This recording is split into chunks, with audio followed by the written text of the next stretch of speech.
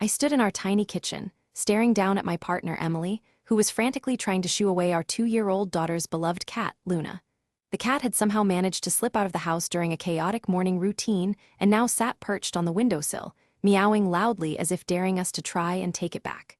"I'm not moving her," Emily said, crossing her arms over her chest. "You know how much that cat means to her." I felt a familiar surge. This guy's definitely not our neighbor, he's got too many tattoos. I scanned the image, taking in the crude tribal patterns on the person's arms.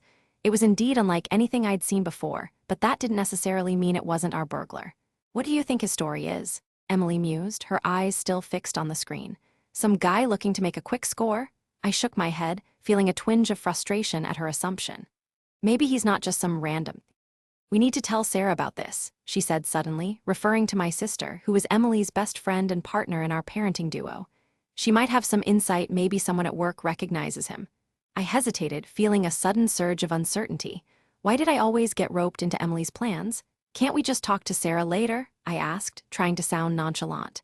But Emily was already standing up, her phone still clutched in her hand. "No way.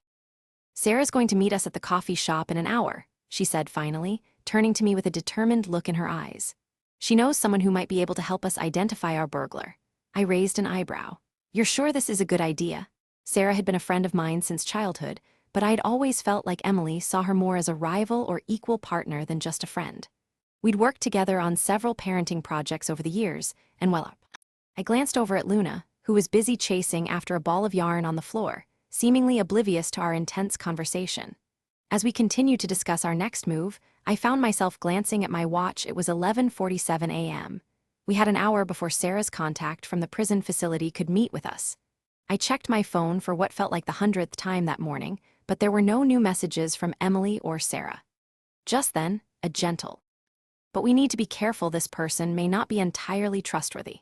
I felt a shiver run down my spine as I nodded, my mind racing with possibilities.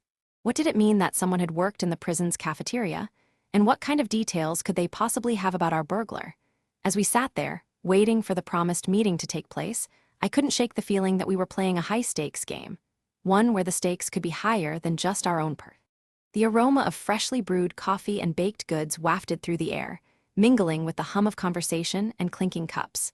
Luna, sensing my unease, stood up and padded over to me, rubbing against my leg with a soft purr.